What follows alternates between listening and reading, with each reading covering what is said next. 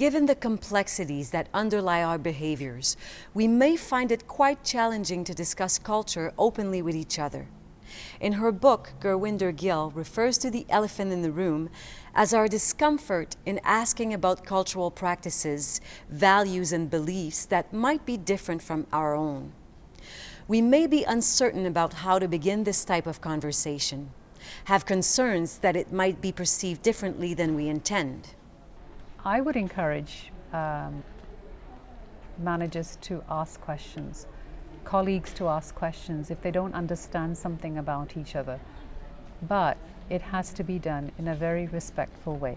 There has to be some context provided, not only from a verbal communication perspective, the tone, the context setting, the relationship building trust is so very important, but from a non-verbal communication perspective, and non-verbal communication is huge, and many people from different parts of the world actually focus more on the non-verbal communication piece than the actual verbal.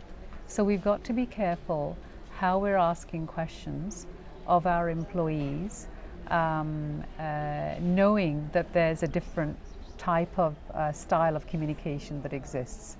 So ask questions, ask the right questions, but ask them in a very respectful way.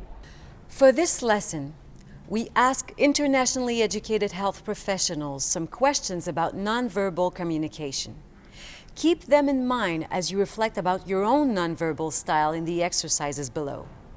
I think the eye contact thing is huge. You know, in my presentations when I talk here, I typically ask the question of the audience, so how many of you were brought up with your parents saying, look at me in the eye when I'm talking to you, and especially when they're telling you off.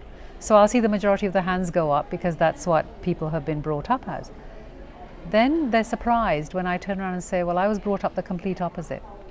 My parents actually told me, don't you dare look at me in the eye when I'm talking to you, because it's considered confrontational or a challenge. As the same with other Asian nations, I think eye contact, especially when it's in a professional manner, is used a lot. And then once there's something that's happened, like or an error or something like that, they usually tend to look down.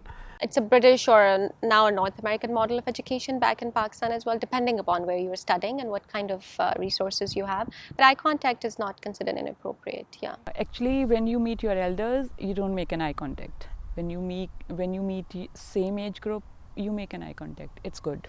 In professional, it's good. But in culture, it's not good. Out of respect, an employee may not look at the manager when they're talking to them or when there's a meeting going on, and so if that isn't understood, that can lead to challenging thoughts on the part of the manager, let's say. I think Filipinos mind their personal space, so I think a good distance of like what we have right now, maybe like 3 feet or something like that should be fine. You know, after 5-10 minutes it's okay to hug or you handshake or anything else. But at first, I think most of the population in India thinks that keeping a distance is a good sign of respect, that you respect a person. Those things must be very much respected. Big difference, no touching at all.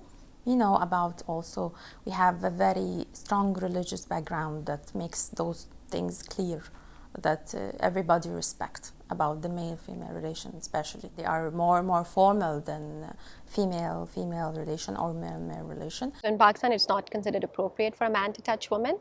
And I don't think it has to do anything with their faith or religion. I think it's a culture. Like, women are considered more respectable and you need to respect them. You don't touch them without their permission. The cultural norm is that women are supposed to carry themselves with more poise.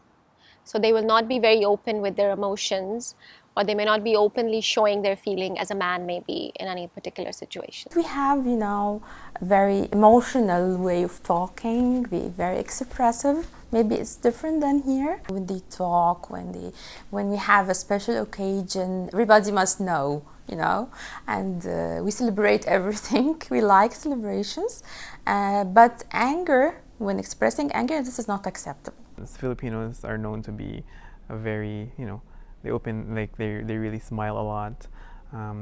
We're known as a happy nation, I would say. For anger, I don't think it's very often seen in public. I think it's more private when you see someone who's really angry and stuff like that. It's more like really happy and very positive and optimistic about life. In Canada, people, they smile when you cross them, when you walk by them, and I think that's the best thing. Smiling, it induces respect and affection. Once you smile at a person, I'm just big fan of that person who smiles at me. Yeah.